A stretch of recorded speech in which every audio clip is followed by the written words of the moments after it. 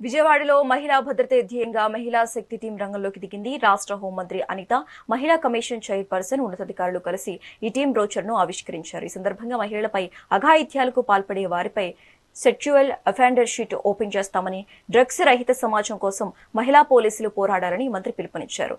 మహిళా భద్రత ఉన్నప్పుడే సమాజం బాగుంటుందని అన్నారు. అందులో భాగంగా మహిళా శక్తిని తీసుకువచ్చామన్నారు. నేరం జరగకుండా ముందుగా అరికట్టడం చాలా ముఖ్యమన్నారు. తల్లి ఆడబిడ్డకు సమస్య వస్తే ఎలా ఎదుర్కోవాలో నేర్పించాలి అన్నారు. మహిళలు అంటే సీఎం చంద్రబాబుకు అపార గౌరవం అని స్పష్టం చేశారు. ఈ వారోత్సవాల సందర్భంగా ఇక్కడ ఉన్న చాలా మంది తల్లులు ఉన్నారు.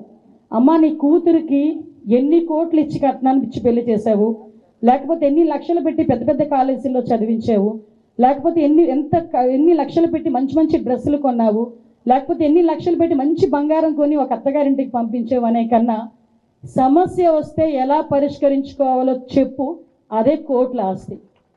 ఒక సిచ్యువేషన్, అమ్మాయికి క్రిటికల్ సిచ్యువేషన్ ఉండేటప్పుడు ఎలా హ్యాండిల్ చేయాలో చెప్పు, అదే కోట్ల ఆస్తి.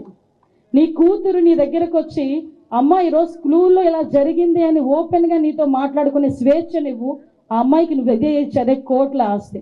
ఈరోజు చాలా మంది ఆడపిల్లలు తప్పులు చేయటానికి కానీ, చాలా మంది ఆడపిల్లలు మోసపోవడానికి కూడా కారణం ఏంటో చెప్పనా?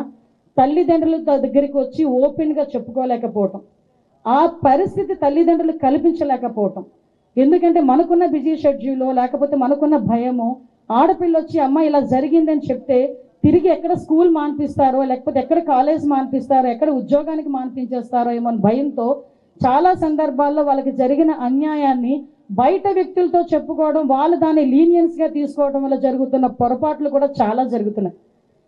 ఈ వారోత్సవాల్లో ఇది కూడా ఒక సంకల్పం కింద తీసుకోవాలని ప్రతి తల్లిని ప్రతి తండ్రిని కూడా నేను మహిళగా కోరుకుంటున్నాను.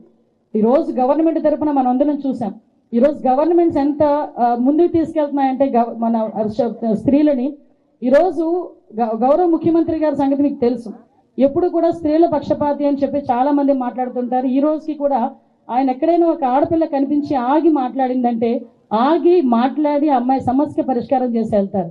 మీకు విషయం తెలుసా, మొన్న కానిస్టేబుల్స్ ట్రైనింగ్ మాకు అపాయింట్మెంట్ ఆర్డర్స్ అయినాయి. 5,757 మందికి కానిస్టేబుల్స్ ఇస్తే అందులోని సార్ అన్నీ మాట్లాడేసి వెళ్ళిపోతుంటే ఒక ఆడపిల్ల కానిస్టేబుల్, ట్రైనింగ్ కానిస్టేబుల్, సార్ మాకు స్టైఫండ్ పెంచండి సార్ అని ఒక ఆడపిల్ల అడిగింది.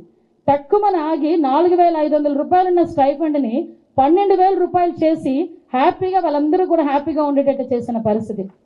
ఈ వారోత్సవాల సందర్భంగా